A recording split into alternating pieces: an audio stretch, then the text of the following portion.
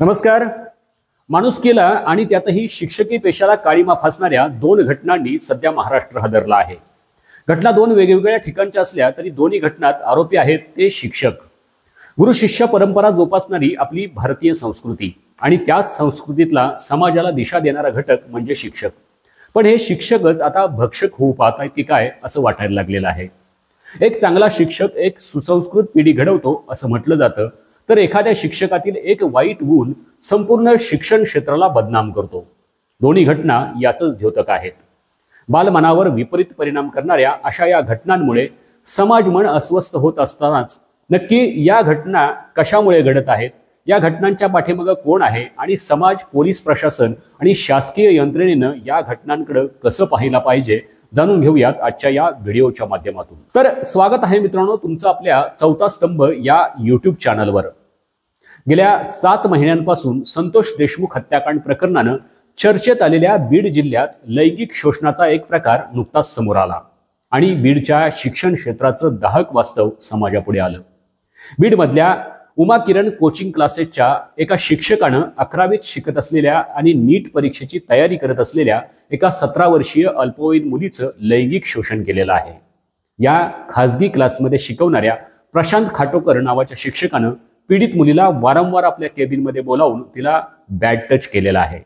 हा प्रकार असह्य झाल्यावर त्या मुलीनं या उमा किरण क्लासेसचा संचालक असलेल्या विजय पवार नावाच्या एका शिक्षकाला हा संपूर्ण प्रकार सांगितला. मोठ्या विश्वासानं आणि मदतीच्या अपेक्षेनं ज्या विजय पवारला तिनं हा प्रकार सांगितला, त्याच विजय पवारनं आणि प्रशांत खाटोकरच्या साहाय्यानं तिला पुन्हा एकदा केबिनमध्ये बोलावून तिच्याशी अश्लील कृत्य केलं. मुलीच्या म्हणण्यानुसार तिला केबिनमध्ये कपडेही काढायला लावले. या सगळ्या प्रकाराचा व्हिडिओ देखील काढला आणि तो व्हायरल करण्याची धमकी दिली. या दिवशीच्या या प्रकाराने ती मुलगी अस्वस्थ राहिली, पूर्णपणे हादरून गेली. अभ्यासात किंवा इतर कोणत्याही गोष्टीत तिचं लक्ष लागत नव्हतं. मुलीची ही अवस्था ओळखून तिच्या पालकांनी तिला विश्वासात घेऊन विचारपूस केली असता हा भयंकर प्रकार उघडकीस आला.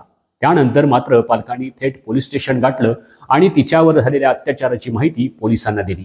प्रसंगाचं गांभीर्य ओळखून पोलिसांनी 2च दिवसात आरोपींना अटक देखील केली. आता दुसरी घटना आहे मुंबईतल्या दादरची. इथल्या एका नामांकित शाळेत एका शिक्षिकेनंच 10वीत शिकत असणाऱ्या एका अल्पवयीन मुलाला आपल्या जाळ्यात ओढून त्याच्यावर लैंगिक अत्याचार केलेला आहे.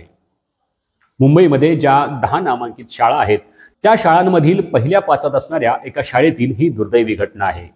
शाळेतील वार्षिक स्नेहसंमेलनाच्या निमित्तानं झालेल्या एका कार्यक्रमात ही महिला शिक्षिका या विद्यार्थ्याकडे आकर्षित झाली. आपल्याला डान्स स्टेप शिकवण्याच्या बहाण्यानं ती या मुलाला आपल्या घरी बोलवायची व त्याच्याशी सलगी करू पाहायची. सुरुवातीला विद्यार्थ्याचा हा प्रकार लक्षात येताच त्याने तिला नकार द्यायला सुरुवात केली. मात्र या सगळ्यासाठीनं आपल्याच एका डॉक्टर मैत्रिणीला मध्यस्थी घातलं व तिच्या सांगण्यावरून त्या मुलाला या सगळ्यासाठी तयार केलं. या संधीचा फायदा घेत संबंधित शिक्षिकेनं त्याच्यावर वेगवेगळ्या ठिकाणी अनेक वेळा अत्याचार केले. या सर्व प्रकारांमुळे तो मुलगा हादरून गेला आणि अस्वस्थ होऊ लागला. अशा वेळेस त्या शिक्षिकेनं त्याला अँटी डिप्रेशनच्या गोळ्या देखील खायला लावल्या. अनेकदा त्याला दारू पाजून त्याच्यावर अत्याचार केले. सुमारे वर्षभर हा प्रकार चालू होता. पीडित मुलाने आपल्यावर झालेल्या अत्याचाराविषयीची माहिती आपल्या कुटुंबातही दिली होती. मात्र आता 11वीत शाळा बदलायचीच आहे म्हणून त्यांनी त्यावेळेस या प्रकाराकडे दुर्लक्ष केलं. मात्र शाळा बदलून देखील संबंधित शिक्षिकेनं त्या पीडित मुलाचा पिच्छा सोडला नाही. शेवटी हा प्रकार असह्य झाल्यावर पालकांनी पोलीस स्टेशन गाठलं आणि गुन्ह्याची खात्री पटताच संबंधित शिक्षिकेला अटक करून तिच्यावर पोक्सो अंतर्गत गुन्हाही दाखल करण्यात आला. अशा पद्धतीच्या या 2 वेगवेगळ्या ठिकाणी घडलेल्या 2 वेगवेगळ्या घटना, एक बीड सारख्या निमशहरी भागातली तर दुसरी मुंबई सारख्या मेट्रोपॉलिटन शहरातली. या दोन्ही घटनांमध्ये अनेक ठिकाणी साम्य आढळतं. नंबर 1, ज्या जागरूकतेनं दोन्ही मुलांच्या पालकांनी आपल्या पाल्यावर झालेल्या अत्याचाराची गांभीर्यानं दखल घेऊन त्याविरुद्ध आवाज उठवला. बऱ्याचदा अशा घटनांमध्ये समाज काय म्हणेल म्हणून दुर्लक्ष केलं जातं, नातेवाईक काय म्हणेल म्हणून गप्प राहणं पसंत केलं जातं, समाजात आपली बेइज्जती होईल अशा पद्धतीनं गप्प राहिलं जातं. मात्र अशा वेळी पालकांनी जे धैर्य दाखवलं ते निश्चितच कौतुकास्पद आहे, कारण अशा समाजाची भीती घालूनच हे नराधम आपली कृष्णकृत्य करत असतात.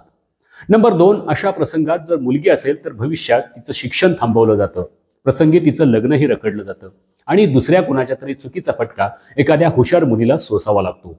अशा परिस्थितीतही संबंधित मुलीच्या पालकांनी समाजाची बंधनं झुगारून देत आपल्या मुलीच्या न्यायासाठी उभं राहिलेत, हे देखील तितकंच धाडसाचं म्हटलं पाहिजे. नंबर 3, दोन्ही प्रकरणात पीडित मुलांचं समुपदेशन करण्याचा प्रयत्न करण्यात आलेला आहे, की जे गुन्हेगाराचं केलं पाहिजे होतं. बीडच्या प्रकरणात देखील पोलिसांनी समाजाची भीती दाखवून संबंधित मुलीला तक्रार देण्यापासून परावृत्त करण्याचा प्रयत्न केलाय. तर मुंबईच्या प्रकरणात एका डॉक्टरकडूनच याबाबत योग्य सल्ल्याची गरज असताना त्या डॉक्टरनेच मैत्री खातर मुलाच्या आयुष्याशी खेळण्याचा गंभीर प्रकार केलेला आहे. संबंधित शिक्षिका ही देखील एका मुलाची आई असताना तिनं आपल्या वासनेच्या हव्यासापोटी एका मुलाचं करिअर दावणीला बांधण्याचा मूर्खपणा केलेला आहे.